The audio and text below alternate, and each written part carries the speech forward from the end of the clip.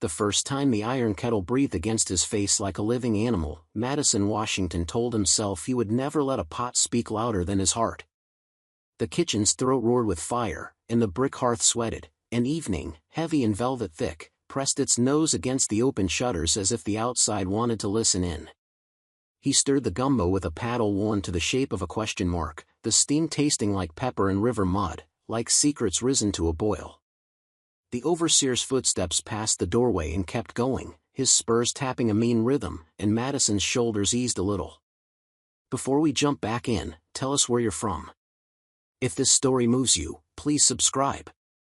Tomorrow, I have a special story for you. He had taught himself to measure time by the hush between orders, the way a dog sleeps with one eye open, never fully, never free.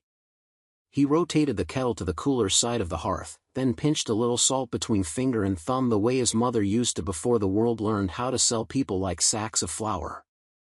The kitchen smelled of browned onions and the tart guts of tomatoes, of roux turned dark as riverbank soil. His tongue found flavors by memory, precise as prayer beads, while his mind worked another problem entirely, the problem of a door that must open without squealing. He could not let the line of his face change as he slid the spoon to his lips and tasted, as he reached with his other hand beneath the counter where the flour sacks slumped like old men, as his fingers found the stiff corner of paper he had hidden there. The paper was no bigger than his palm, and it had once wrapped sugar, now it wrapped letters he had stolen piece by piece from the air, saving them like coals in a campfire, S-H-I-P. He touched the paper as if touching a talisman, then let it go. "Cook," came the call from the dining room. He answered with his voice smooth as gravy and carried the bowls out one by one, shoulders squared, eyes low, the way a man has learned to shrink himself to avoid the swinging hand of the world. The plan lived inside his skull like a second pulse. He would wait for the river. The river came to them in wagons first, a fleet of horse-drawn sorrow swaying down the muddy road at dawn, traders calling, lists being read, names mispronounced into shapes that couldn't hold their owners. Madison stood in the yard with his hands behind his back as if rope hovered there already. He watched as men from the house counted bills and inked their ledgers, and he tasted the metallic hint of blood in his mouth and realized he had bitten his tongue without meaning to. When the tallyman came to him, the man smiled a salesman's smile and touched Madison's forearm like it was what he was buying for a fence. "I hear you're a magician with a pot," the tallyman said. "I cook what I'm told," Madison answered. "And you'll cook in New Orleans for twice the price." The tallyman winked at another man as if Madison's body were a harvest wagon filling with coins. "You'll ride the James to Norfolk, then on to the Gulf. Good food makes good profit. See? Everybody wins." Madison held the man's gaze a heartbeat too long, then dropped it. He imagined letters under his eyelids like runes pressed into wax. GULF, words were tools. Words were knives with edges he could hide in his mouth. Nobody had taught him. He had taught himself in the quiet edits of life, the way a Bible lay open and nobody watched his eyes while the mistress drowsed, the way a newspaper blew against a fence post and clung there like a fish to netting, the way he traced the grain of a barrel stave and turned its lines into a makeshift alphabet. He knew enough to understand the ship's name when he finally saw it chalked onto a board. Creole. He rolled the word around in the back of his mind where flavor met memory. Creole, a stew of bloods and histories. A language that borrowed every word it needed and answered to no master entirely. When the chain passed from one hand to another and he was marched with a dozen others to the warehouse that smelled of rope, salt, and spilled molasses, he kept his breath measured. He counted doorways. He counted men who held whips. He counted windows and how they latched. He counted everything that could become a hinge. "Don't look so far ahead you miss your feet," murmured the woman to his left. She had eyes that seemed to see past walls. "Name's Dinah." "Madison," he said. "Lord give you the right kind of quiet, Madison." Her wrists were cuffed. So were his. The iron felt like another language, one he had been forced to learn. He did not fight the moment he was loaded into the wagon. Not then. Not while the sun turned everything copper. He watched the men who watched him and made a tally of their tallies. "Everything is counted," he thought, "and if I know they're counting, I can break it. In Norfolk the air tasted like rope and the sigh of old wood. Ships creaked at their moorings like animals rustling in their sleep. The Creole sat 2 slips down, its sides tarred and shining, its bow looking toward a distance Madison tried not to envision as a cage extended until it resembled a horizon. They loaded barrels first: flour, pork, dried peas, coffee, the inventory of voyages. He wanted to touch the sacks to know how their seams were sewn. He wanted to see every knot the sailors tied. He watched the cook come aboard, a white man with heavy hands, and knew how he would stand next to him without making a ripple. They brought the people last. A line of men and women like the thread on a needle in someone else's hand. The ship's mate barked orders that might have been hurled at oxen. The lash hung without being used because its memory already lived in everyone's backs. Madison kept his face plain as a post, but he felt the Creole shiver under his feet with the tide. He smelled the harbor, tar and fish, wet hemp, the faint sweetness of rot, and imagined the map that ran beneath this floating street, channels, shoals, the muscle of current. He had cooked on riverboats before, belly to boil, when the house sent him ahead to a plantation in the Carolinas to impress guests. He had watched pilots talk to the water with their hands. He had learned the way the river murmured against a hull when it wanted something. He did not think it was magic. He thought it was listening. The white cook took one look at Madison and decided what he was good for. "You there, Black," the man said. "Strong arms. You'll scrub pots. Maybe chop. You don't touch spice unless I say." Madison lowered his eyes and said, "Yes, sir." Inside him, a ledger kept adding columns: how many knives, where they were stored, whether the galley door stuck in damp weather. He learned the rhythm of the cook's drink, when a bottle rose, when it emptied. He learned the mate's route from deck to hold and the way he paused at the hatch to scratch his beard. He learned, by scent alone, which sailor was afraid of the dark. Every fear was a hinge, too. The Creole slipped its mooring under a dusk rubbed dull by cloud. The shoreline drew back like a curtain. The ship tilted its shoulder to the swell and made for blue. Madison's palm burned where rope had kissed it when he steadied a swinging pot. He bit the blister until it sang sharp, a sting to anchor him in the now. No time to dream of freedom. Freedom was a job like fire, always tending, always coaxing, always hiding the spark from wind until it grew into something even the wind had to obey. In the hold, they locked the people together with iron that clicked like punctuation on a sentence nobody had written for themselves. At night, when the sailors snored and the cook had fallen into a stupor that smelled of cheap rum and old regret, Madison lay with his back to the curved belly of the ship and read the wood. It spoke, the creak at the seam where the caulking went thin, the groan as the mast took wind, the slosh of water in the bilge. He saw the shape of the ship in his mind like a butcher sees a cow: what can be cut without breaking, where the joints are, how to make the thing move with less pain. He whispered to Dinah when the watch changed at 2 bells, when the footfalls above returned to the bow. "Your chain. How tight?" "Bone close," she whispered back. "But the link here," she wriggled, "been filed by someone before me. Maybe they planned something and didn't live to use it." "Hold that thought," he said. "Don't show it daylight." He made himself indispensable to the white cook within 2 days by saving a stew the man had scorched. He did it without letting the cook lose face, told him the sailors were acting up, needed a bit of char to remember they weren't in a hotel. The cook barked a laugh and told the mate that the new black could smell a storm coming by looking into a pot. After that, Madison could move more freely than most, up and down the ladder with sacks of flour on his back, a strip of bacon in his hand for the stove, a bucket of water hoisted with his shoulder singing. He walked like smoke. You could not hold smoke.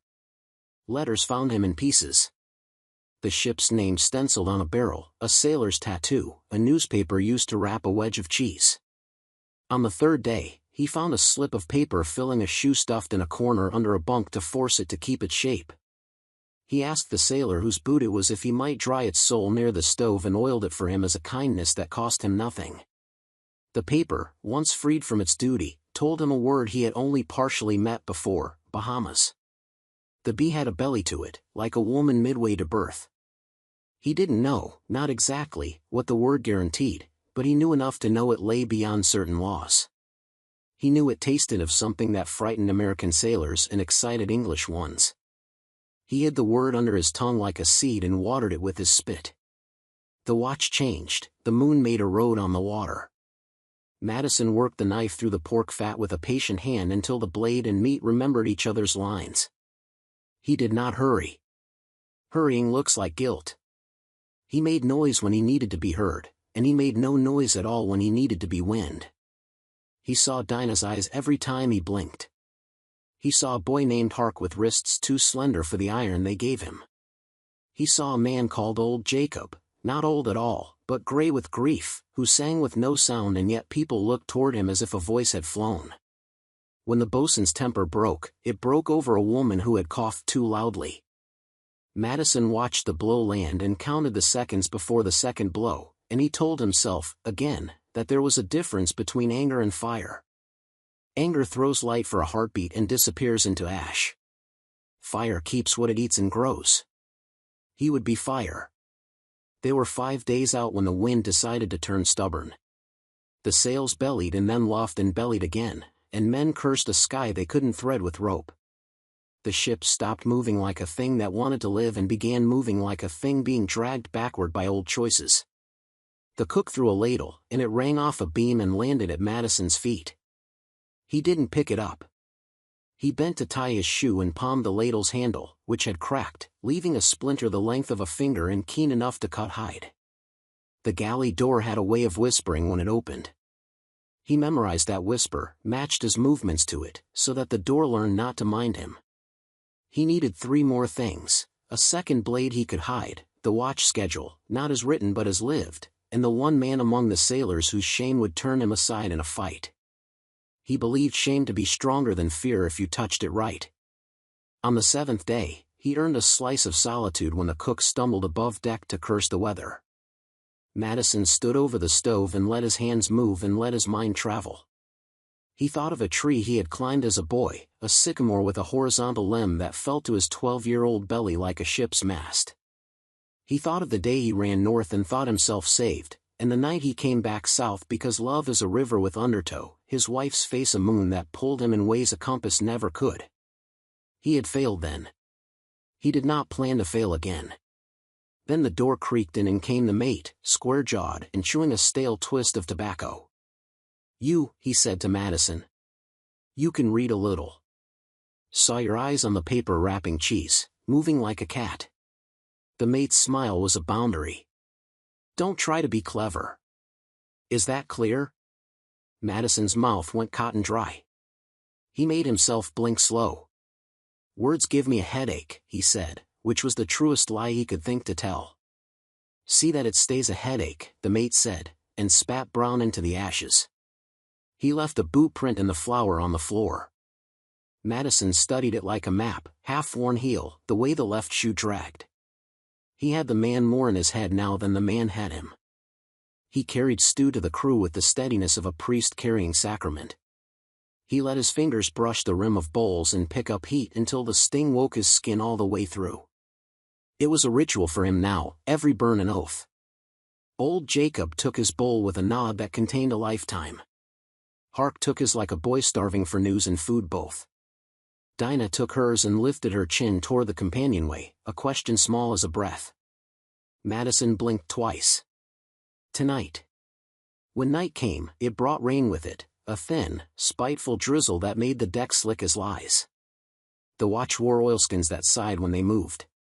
The lamp over the hatch showed the rain as needles of fire. Madison stood in the galley and sharpened the white cook's paring knife on the butt of a spoon with a motion so delicate a lover might have missed it. He knew which boards squealed in the passage. He knew which one did not.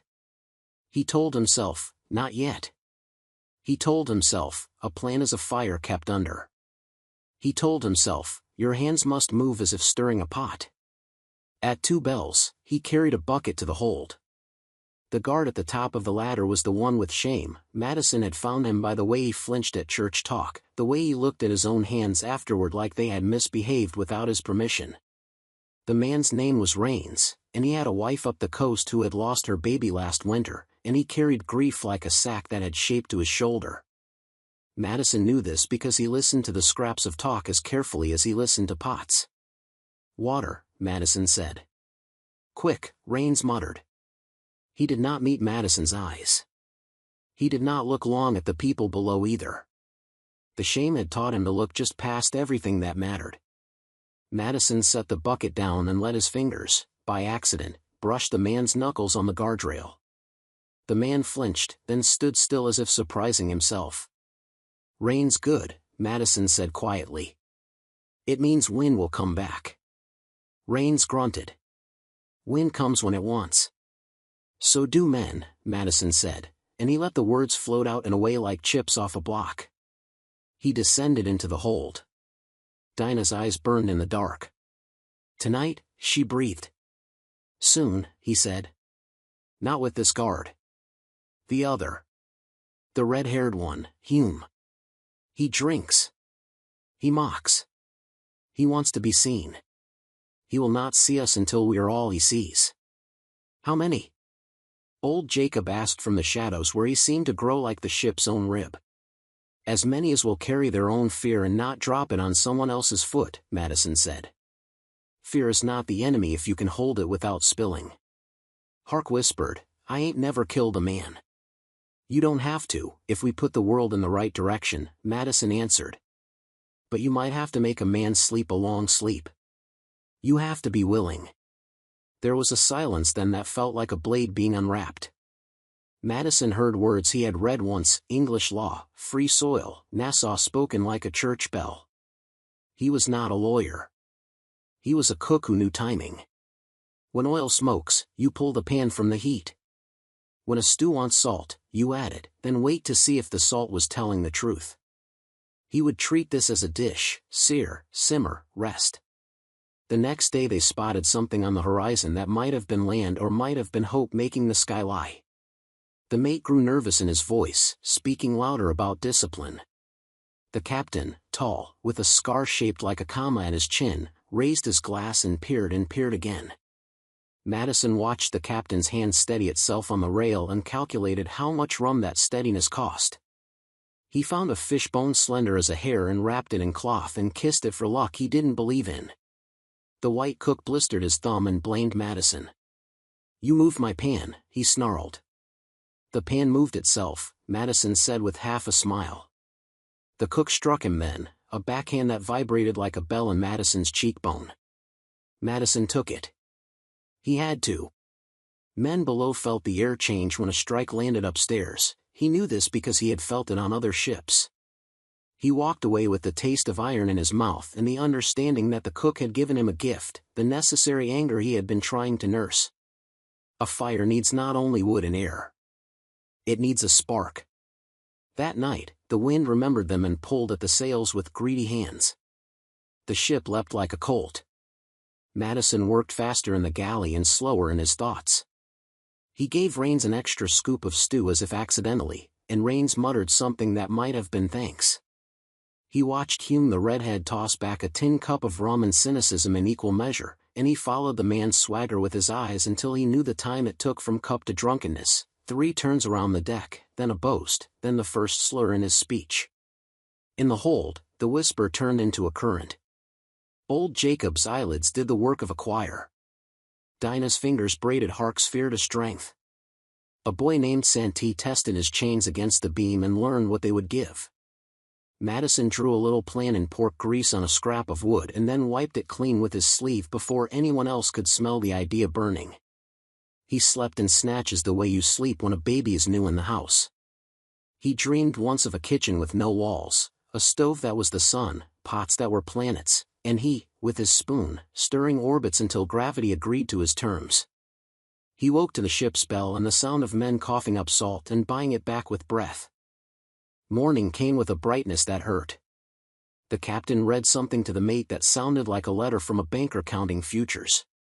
Madison chopped onions until his eyes became wells, and nobody could tell what the tears were for. The cook hummed a crude song. Rains stood at the hatch with a look that said he had seen his wife in a dream and woke to a stranger. Hume slapped a deckhand for not laughing at a joke and then laughed alone in a way that made even his own mouth look unconvinced. Around noon, a gull landed on the rail and shouted a gull's joke about men. Madison looked at its eye and felt something neither omen nor luck, only rhythm. The world has rhythm. If you find it, you can ride it until it breaks something open. He asked to go below with buckets again. The mate waved him through without looking. Madison had learned the mate's listening, a kind of listening that hears what it expects. He descended the ladder with the weight in his arms that looked like water and was partly iron, hidden beneath the top layer of sloshing. He set the bucket down, breathed the stink of bodies and salt, and said, "Tonight." Old Jacob closed his eyes and the world seemed to kneel for a moment. Dinah touched her cuff where the filed link waited like a yes hidden in a no. Hark swallowed and then nodded and then swallowed again. Santee kissed a silver coin he'd hidden beneath his tongue 2 years and said, "For my mama." Everyone had brought a piece of themselves to the edge. "What if it fails?" someone whispered. "Then we will have told the truth to the sky," Madison said. "And the sky will remember even if men prefer forgetting."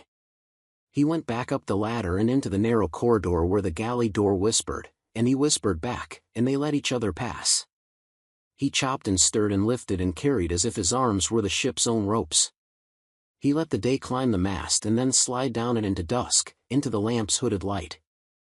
Rains came by, as if called by a string, and lingered at the galley entrance without stepping in. "Cook," he said. Madison corrected, gently. Madison, Rains tried the name like a penny between his teeth. "You ever been to Nassau?" "No," Madison said. He held the man's gaze without pulling. "But I heard they speak a kind of English that doesn't chain anybody's mouth." Rains looked away, then back. His eyes had the color sorrow gets when it learns to live with itself. "You watch yourself," he said, which meant something else entirely, and walked on. Madison's heart moved in his chest like a ship's lantern, swinging, lit. He cut bread with a sawing motion and imagined a different kind of cutting. He picked up the paring knife he had honed until it had an attitude and slipped it under the rag at his waist. He looked up and saw Dinah in the hatch's shadows, just for an instant, her face a moon cut to a sliver. He blinked and she was gone. The rain returned. It drummed questions on the deck. Hume drank the answers and decided they were all yes. He strutted from bow to stern and told the boatswain how a man should be whipped properly, as if cruelty were a carpentry skill. Madison watched him lift the lamp to peer into the hold and leer at women whose names he had not bothered to know. He watched Rains turn his face as if the wind had slapped him and he wasn't sure whether to apologize to it. The moment was a thing you could almost hear crack, like ice under a skater. Madison felt it in the bones of his ear. He put his hand to the stove as if tending the flame and instead prayed his own way, not to a heaven that had been explained to him by men who kept other men in chains, but to a God that moved like water, that turned stone patient, that opened a path where logic offered none. He said nothing aloud. He only kept timing. When the bell struck and the deck's procession of boots changed character, when laughter thinned to mutter, when the rain softened to a silk that made the lamp's halo bloom, Madison wiped his hands on his apron and walked out of the galley. He put one foot on the staircase and felt the wood answer. He climbed with the grace of a person visiting a sleeping child. The deck smelled of wet rope and bad decisions. "Where you going, Cook?" Hume asked, his red hair slicked to his skull, his smile a saw. "Bucket," Madison said, and held up emptiness that looked like a bucket's handle. "Sometimes your hand can carry a lie if the rest of you treats it as truth." Hume snorted. "Quick." He leaned on the rail and spit philosophy into the sea. Behind him, 2 sailors played at cards and pretended not to watch him. Rains stood by the hatch and looked as if his body had been hung on him wrong. The captain was in his cabin, lamp a coin under the door. The mate paced the starboard side counting something only he could see. Madison descended to the hold without hurry. He put his fingers to his lips and then to the beam, the sign. He whispered, "Now." Dinah slid her cuff to the filed place and pulled, and metal let go the way a stubborn thought sometimes does when you stop arguing with it. Old Jacob stood without sound and became tall as a bell tower. Hark gripped the chain between his wrists as if it were the throat of a man who had never listened to a child cry. Santee pressed the coin to the wood of the ship and left it there, a small bright moon, and said, "Guide us." Madison moved up the ladder with 3 behind him, Dinah, Hark, old Jacob, each carrying a piece of the night as if it were a tool. He had counted the boards and chose the one that did not squeal. He stepped onto the deck at the angle that made a man look smaller than he felt. He saw Hume see him and dismiss him. He saw Rains see him and almost nod. The rain slowed. The lamp widened its circle. Madison let the knife slide into his hand the way a word slides into a sentence that has been waiting for it. He did not look at the captain's door because looking is a kind of knocking. He looked instead at the world, the wet rope, the card player's hands, the coil of line that could be a noose if asked, the horizon that refused to stay still. "Hume," he said softly. The redhead turned as if his own name had tugged at his ear. "What?" Madison stepped closer, his face mild, his body a question mark like the spoon in the first kitchen. He let his voice be a piece of bread offered to a dog that bites. "You like stories?" he asked, because men like Hume always did. Hume laughed. "Tell me one." Madison did not smile. He did not blink. He said, "Once there was a ship that thought it knew the names of everything aboard it. Then one night the names stood up inside their own skins and answered to themselves." Hume squinted as if the rain had turned salt. "What kind of story is that?" "The kind," Madison said, and his hand moved, and the world held its breath with him, and the rain gathered into a single bead at the tip of the lamp's hood and swelled with the hunger of the next second in which everything that had been counted was about to be counted again. And the lamp bead fell. "This story took us a long time. If you like it, subscribe. Now, back to the story." It burst on the deck and became a darker circle on wood, nothing at all, and Madison's knife kissed the rain. It was not a flourish. It was a small, precise correction, like adding salt to a stew, like turning a lid a quarter inch to keep the pot from boiling over. Hume's breath snagged. He stumbled, not because the knife had opened him, Madison had aimed for threat, not blood, but because the story he understood had slipped its footing. The card players froze with their hands in a half-fan of spades and lies. Rain's hand rose without his permission as if to ward off a blow that had not yet landed but was living in the air.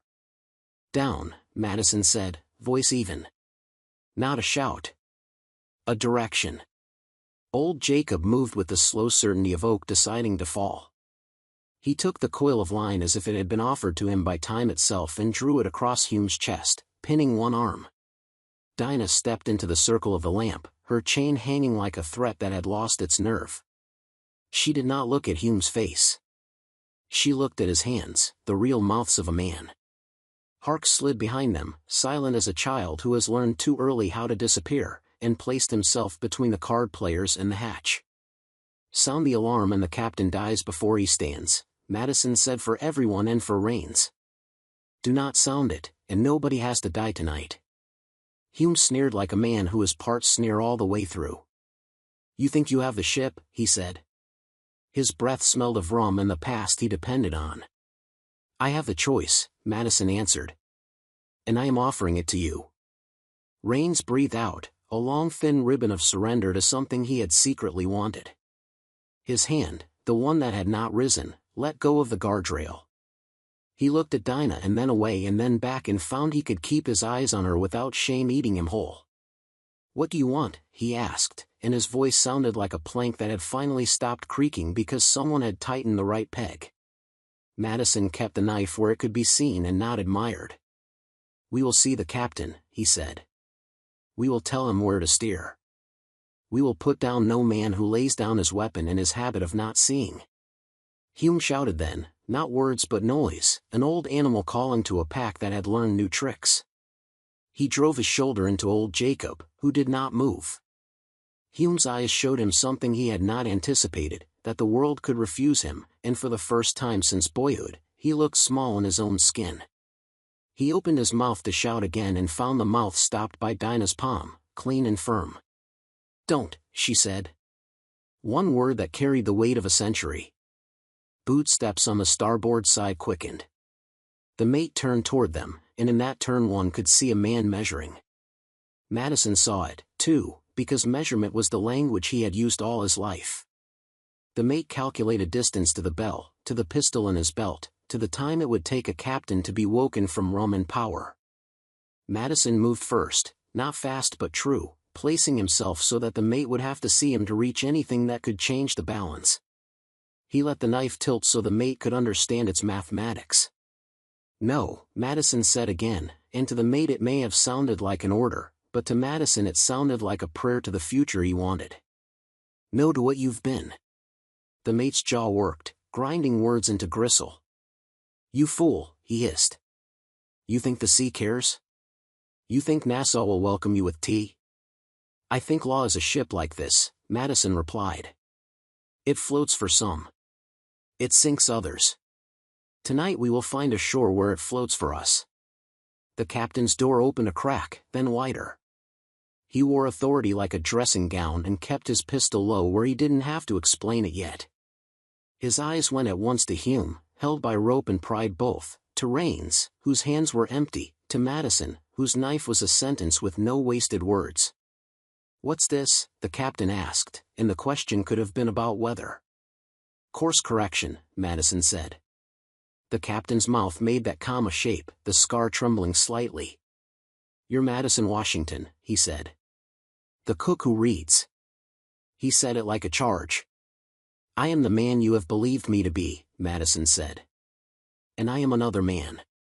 Tonight you will have to meet both." The captain looked from face to face and understood how small his kingdom had become. He saw not chaos but arrangement. He saw fear in the card players, shame in Raines, fury in Hume, purpose standing up in the bodies he had counted as cargo. He lifted his pistol a little higher then, because old habits are the last chain to unlock. Madison shook his head once. "No guns," he said softly. "Not tonight. Put it away, and we all get to morning." The captain's hand trembled and then steadied. Men like him believed their steadiness made the world behave. He aimed anyway, not at Madison but at old Jacob because the captain had a talent for bad choices. Raines moved before the shot thought itself complete, throwing his shoulder into the captain's arm. The pistol fired wide, cracking a bit of night. The sound startled the sea birds and the men and the part of history that had been dozing. Dinah struck Hume's wrist with the chain, controlled, clean. The paring knife flicked once more and met rope, not flesh. Old Jacob shifted his weight and the man under it learned about gravity as a moral teacher. The card players dropped their cards. One crossed himself as if God could be called like a dog if a man just made the right gesture in time. "Enough," Madison said, and it was, because people had finally heard the sound they'd been taught to ignore, the sound of their own consent withdrawing. The captain's eyes turned glassy. He saw what his choice could buy him now, not victory, not this hour. Only morning. He set the pistol down as if placing a child in a cradle and lifted his hands. He was a man who could count wins and coins. He could count this, too. "Where?" he asked, and the word was a taste he disliked.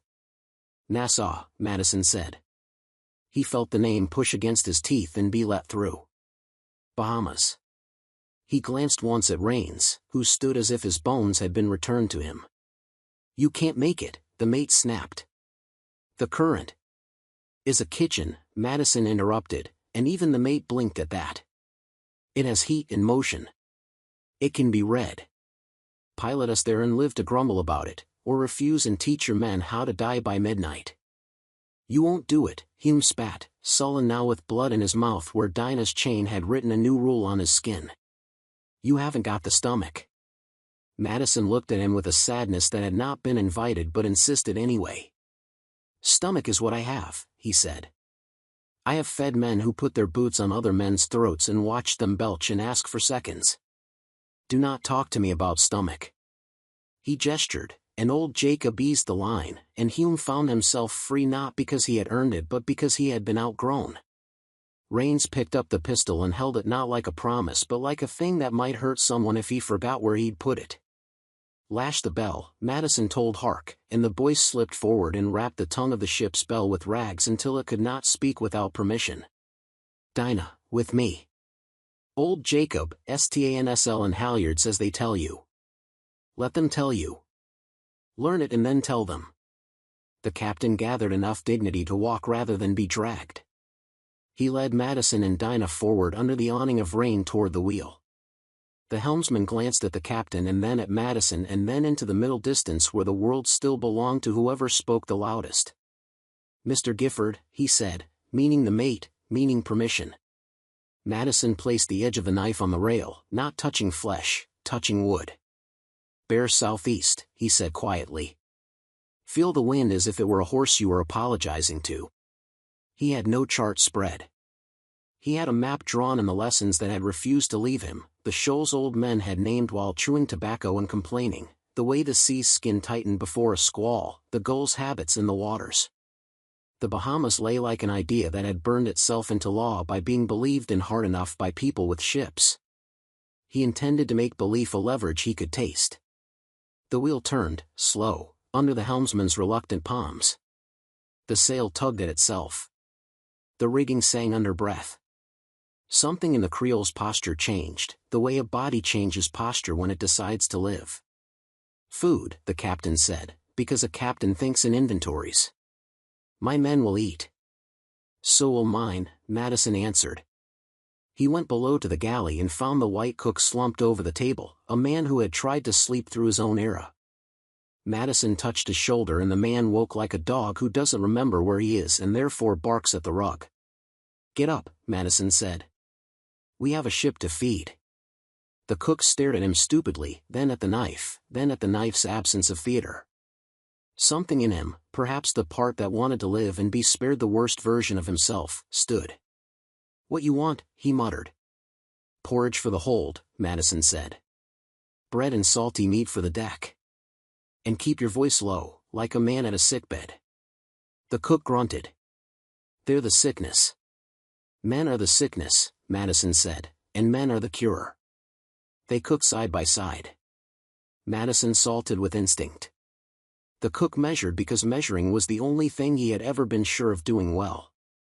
The stove breathed its dragon breath and the galley filled the ship with a smell that was not fear. Rains came to the door and asked, almost shy, if he could carry bowls below. He did. Madison watched him go and felt the balance shift another finger width toward morning. Dinah took a pot to the women, and the women ate like people who had made a contract with their own bodies to keep going in case the world came around. Old Jacob came to the hatch to drink and did not climb all the way up, because he knew he was a mountain whose feet needed to be steady. Hark stood like a boy on the edge of a lake, deciding whether to jump into a future that might be cold but would be clean. The night became a shelter and then a judge. Rain thinned to a mist. The stars found their holes in the cloud curtain. The captain and mate muttered over the compass. Madison stood 3 steps away and listened to wood and wind and fear, the 3 main elements of all voyages. He told himself, as he had told himself since boyhood, that courage was not a lion. Courage was a kitchen, and he would keep its fire the right height. "Porridge for the hold," Madison said. "Bread and salty meat for the deck. And keep your voice low, like a man at a sickbed." The cook grunted. "They're the sickness." "Men are the sickness," Madison said, "and men are the cure." They cooked side by side. Madison salted with instinct. The cook measured because measuring was the only thing he had ever been sure of doing well. The stove breathed its dragon breath and the galley filled the ship with a smell that was not fear. Rains came to the door and asked, almost shy, if he could carry bowls below. He did. Madison watched him go and felt the balance shift another finger width toward morning. Dinah took a pot to the women, and the women ate like people who had made a contract with their own bodies to keep going in case the world came around. Old Jacob came to the hatch to drink and did not climb all the way up, because he knew he was a mountain whose feet needed to be steady. Hark stood like a boy on the edge of a lake, deciding whether to jump into a future that might be cold but would be clean. The night became a shelter and then a judge. Rain thinned to a mist. The stars found their holes in the cloud curtain. The captain and mate muttered over the compass. Madison stood 3 steps away and listened to wood and wind and fear, the 3 main elements of all voyages. He told himself, as he had told himself since boyhood, that courage was not a lion. Courage was a kitchen, and he would keep its fire the right height. Toward dawn, Hume tried again, as men like him must. He sidled toward the bell, found it gagged, and gaped like a fish. He moved toward a belaying pin with the stealth of a cat that has squeaked across too many barns. Rains, who had been watching without admitting it, stepped into his path and put a hand on his chest. "No," he said, and it was the first order he had given in months that did not taste like bile. Hume, perhaps because nothing in the scene abated his training, backed away. Morning came pearl-gray and exacting. The world looked the way it looks the morning after a family finally stops lying to itself. No unspoken less speech had work to do. The Creole held her course like a woman with a secret. Sandbars waited under turquoise somewhere beyond the edge of sight. The Bahamas were a legal arrangement written by men who thought their signatures could command reality, but the reef was older and wrote in limestone. Madison would trust both, the law of that other shore to stand up under the weight of his people's feet, and the stone to be where it had always been, so he could steer around it. He stood at the rail and let the sea's wind pin a curl of hair to his forehead. He thought of his wife then, not as an ache but as a noun that had not given up being itself just because the world had put someone else's name on it. He had promised her he would come back, once, before the promise had been crushed by men with paper and guns. He had failed her because love makes you go back into burning rooms. He did not call that failure sin. He called it education. The memory of her steadied the hand that had to stay kind while holding steel. "Land will show its shoulder by noon," the captain said, because this was the kind of sentence a captain knew how to speak. Then by noon, Madison answered, and went to stir the porridge. The first island shouldered up from the rim of the world exactly then, coy at first, then frank. The water shifted color as if someone had dropped a veil and revealed a more honest face underneath, blue thickening to jade. The men who had counted people for a living counted clouds now because clouds did not look back. The people who had been counted looked at land and tried not to hope with their eyes in case hope could be taken like a toy. "Signal," the mate said. "British cutter there." He pointed, and through the captain's glass one could make out a neat little ship with the posture of law, the kind of law that had freed mouths on that shore and forced others to drink bitter in retaliation. Madison felt the ship's spine stiffen. He knew the next act would not be a poem. It would be a conversation with men who had decided that freedom was their word to give or keep. He did not intend to ask. He intended to arrive. "Colors?" the captain asked, and his voice had a tremor. He meant the flag. "You fly yours," Madison said. "We are who we are until we are who we are." He glanced at Dinah, who stood tall and thin as a spear, and thought that if flags were honest they would show faces like hers. They entered Nassau's harbor not with drums but with the care of a cook carrying a pan full of hot cream. Small boats approached, official and curious at once. British officers in tidy coats waved and shouted questions. Madison did not answer them yet. He let the captain speak because rolls, once upset, must be redistributed carefully or they break their new containers. The captain declared trouble aboard in the language of property. Madison stood behind him with the language of persons, quiet and straight-backed. The blade now slid away into his apron because a knife need not prove itself once it has worked. The harbor grew full of eyes. Some eyes had come to see a spectacle. Some came to see whether law would keep its word to itself. Some came to see if hope was contagious. The British magistrate presented himself with the speed of a man who understands both duty and theater. He called up to the deck and asked to board. The captain agreed, because refusing would transform the drama into war, and nobody had the appetite for that breakfast. By late afternoon, the harbor had all but stopped pretending it had other business. Vendors drifted closer with coconuts and breadfruit, the general economy of survival reasserting itself like tide. Children pointed and were told by tired parents to stop pointing, then pointed again because some days you get to keep your awe. A preacher of some sort attempted to gather a prayer, and Dinah listened politely, then went to the edge of the quay and stood with her eyes shut, remembering the smell of the field where she had last seen her sister's face whole. She opened her eyes and did not cry because the tears would have been misplaced in time. There would be a moment for that later when she had a roof to shelter the sound. Washington, the magistrate said, quiet beside Madison. You have made us an example. He glanced at his own hands, pale and ink-stained. Examples are crowded places. You may find peace rare here for a time. I did not bring peace with me, Madison said. I brought the chance for people to choose their own trouble. He looked at the Creole, which had softened in outline now that it had been converted to a vessel of a different sort. And I brought a story that will undo some lies. Night spread itself like a cloth laid carefully over a table. Torches appeared along the quay, lamps bloomed in houses where dinner argued with laughter. The people from the Creole, no longer the Creole's people, were guided to a compound where cots had sheets and the water had no fear in it. British officials repeated their forms and then, as men must, went home to their families and told them only half of what had happened because the other half would sit in their throats and change their sleep. Madison found a corner of the compound where the lamplight didn't bother with dominion. He sat, back to the wall, knife still sheathed, hands open on his knees. Hark slid down the wall beside him and tried out the posture of a free boy, which looks like slouching but is in fact architecture. What now? Hark asked. Now we keep breathing, Madison said. And then we decide whether to be fishermen or porters or cooks with our own keys. We decide whether to live in clusters for safety or scatter for surprise. We decide whether to write letters to people back home saying, it is possible. We decide whether to learn the magistrate's law so well that when he stumbles we can lend him a word. Hark nodded as if he had been given a bag of coins. I want to learn the law, he said, surprising himself. Then you will, Madison said. You will be the kind of man who writes rules down so that no one can pretend not to have heard them. Dinah appeared with a loaf tucked under her arm and a look that said hunger had finally become a solvable equation.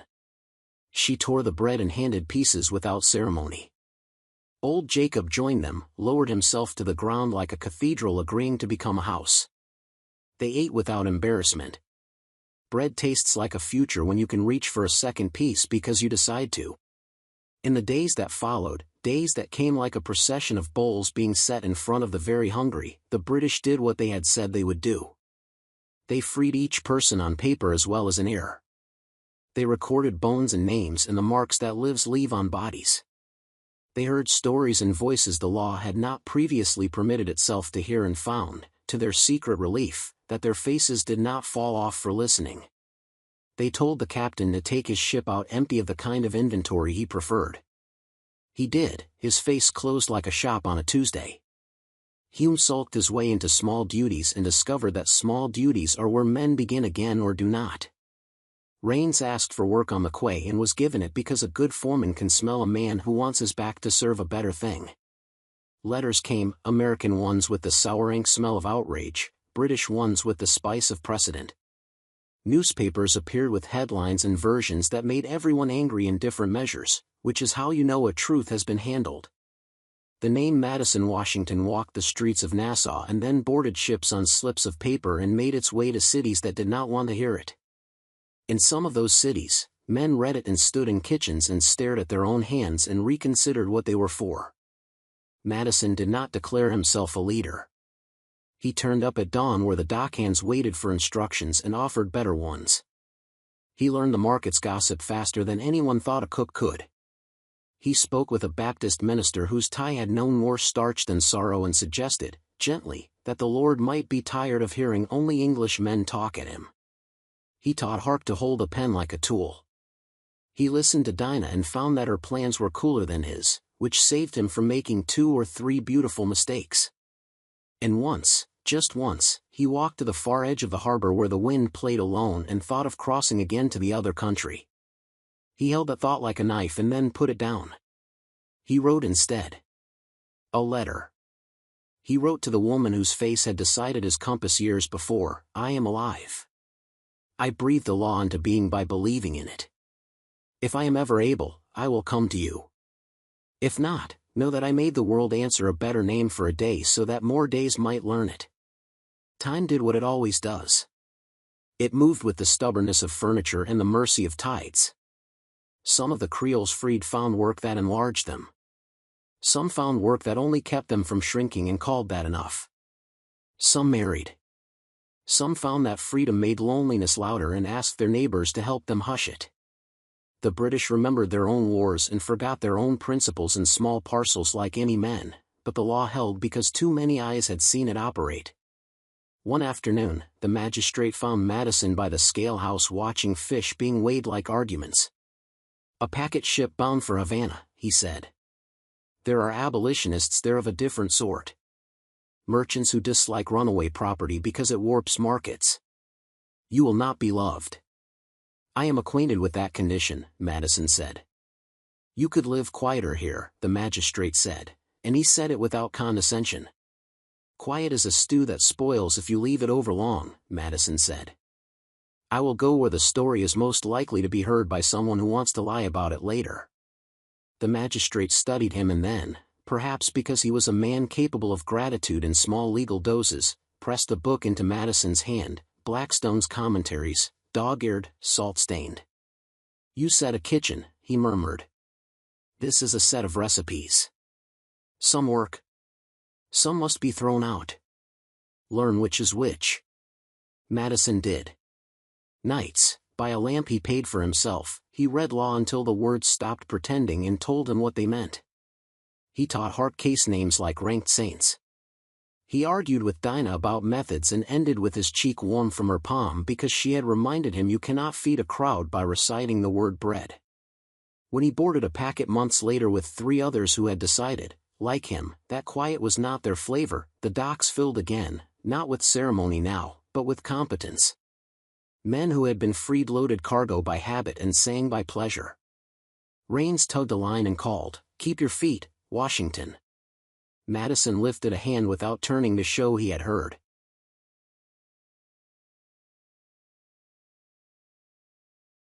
The voyage was orderly and ugly both. Cuba did not offer law, it offered another map of money. But a story walks where law has not been invited. In Havana, certain rooms opened because certain ears wanted to hear an American captain complain about the British. Madison did not attend those rooms. He attended kitchens and alleyways and markets where men who had not decided anything yet decided how to spend their afternoons. He told the Creole story without embroidery, with the knife-blade directness that had turned a night on a rain-slick deck. He left towns with 2 or 3 more people carrying a seed he could not catalog. That was enough. When he returned to Nassau, because home is not always where you were born, and sometimes it is where your name can walk without being hit, he found Hark taller and Dinah busier and old Jacob more at ease with chairs that creaked for no reason but age. He sat with them and ate fish that did not taste of fear and bread that did not taste of pity and let the harbor's song fill his bones until even his scars felt like punctuation in a sentence that had come to mean something better than anyone had drafted first. The captain of the Creole passed through once, months later, hat in hand not from humility but because the sun in Nassau liked the look of white men's baldness. He saw Madison and huffed and kept walking, because the body remembers where it has not been sovereign and dislikes the sensation. Hume never came. Raines did, more than once. He brought his wife when she was ready. She looked at Dinah the way thirsty looks at water and found she could drink without apology. And on a day no one marked on a calendar because calendars rarely anticipate their best appointments, a woman on a Boston street read a newspaper clipping about Nassau and a ship called the Creole and a cook named Madison Washington. She folded the paper small enough to hide in an apron and showed it to a neighbor and said, if he could, then perhaps. The neighbor shook her head at first and then did not. Somewhere far inland, a boy heard the story and stopped under a sycamore and imagined a mast. Somewhere worse than inland, in a room with no window, a man decided to live one more week to see if the next ship north had a creak in its deck that sounded like invitation. Time, stubborn and merciful, kept moving. Madison aged into himself with the odd luxury of deciding which regrets to feed and which to let starve. He did not become pious. He did not become bitter. He became a man people asked to speak at weddings because he knew how to bless things without lying. He became a man magistrates sent for when the law got its coat caught in a nail. He became a man small children trailed on the quay because his walk looked like an answer. On an evening when the harbor wore its good jewelry, stars so bright the water tried to imitate them, Madison sat alone on a bench beside the scale house.